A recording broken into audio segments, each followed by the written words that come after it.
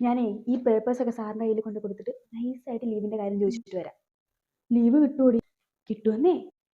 ഞാനാണെങ്കിൽ 2-3 മാസമായി വീട്ടിൽ പോയിട്ട്.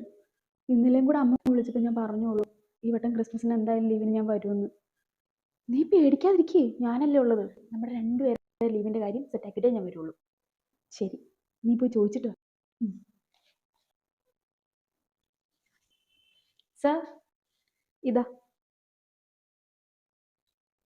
സർ, ക്രിസ്മസ് ഒക്കെ വരെയല്ലേ, അപ്പം ലീവ് വേണമായിരുന്നു.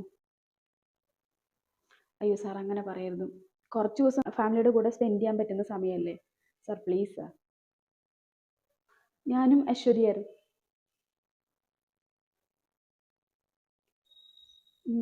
അങ്ങനെയാണെന്നുണ്ടെങ്കിൽ എനിക്ക് മാത്രം ലീവ് തന്നാൽ മതി. അത് ഞാൻ അശ്വതിക്ക് ഹാൻഡ് ഓവർ ചെയ്തോളാം. ഇല്ല, അവള് ഹിന്ദു ആണല്ലോ, അതുകൊണ്ട് പ്രശ്നം ഉണ്ടാവില്ല. Okay sir, thank you. പിന്നെ സാർ, ഹാപ്പി ക്രിസ്മസ്. സമാധാനമായി ലീവ് കിട്ടിയല്ലോ. ഐശ്വര്യത്തേനെങ്കിൽ എന്ത് പറയും? എടി, ആ എന്തായി, ലീവ് കിട്ടിയോ? ആ, ലീവ് കിട്ടി. എനിക്ക് ലീവ് കിട്ടി.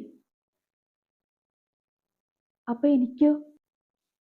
അത് നീ ഹിന്ദു അല്ലേ, അപ്പൊ അതുകൊണ്ട് സാറ് പറഞ്ഞു നിന്റെ അടുത്ത് പോകണ്ടാന്ന്. പിന്നെ അതുകൂടാതെ എൻ്റെ പെൻഡിങ് വർക്ക്സ് ഒക്കെ ഉണ്ടല്ലോ, അതൊക്കെ നിനക്ക് ഹാൻഡ് ഓവർ ചെയ്യാൻ പറഞ്ഞു. എനിക്ക് സാറെന്ന് പറഞ്ഞപ്പോൾ എനിക്ക് വിഷമമില്ലാതെ ഞാൻ എങ്ങനെ അടി പോകുന്നത്? സാരില്ലടി, നീ പോയിട്ട് വാ. നമ്മൾ 2 പേരിൽ ഒരാൾക്കെങ്കിലും ലീവ് കിട്ടിയില്ലേ. നീ നീ വിഷമിക്കണ്ട, നമുക്ക് അടുത്ത ലീവിന് നോക്കാം. എൻ്റെ ലക്ക് അത്രയേ ഉള്ളൂ. എന്തായാലും നീ വീട്ടിൽ പോയിട്ടോ. എന്നാൽ ശരി. ശരി എടി, പിന്നെ ഹാപ്പി ക്രിസ്മസ്. Happy Christmas.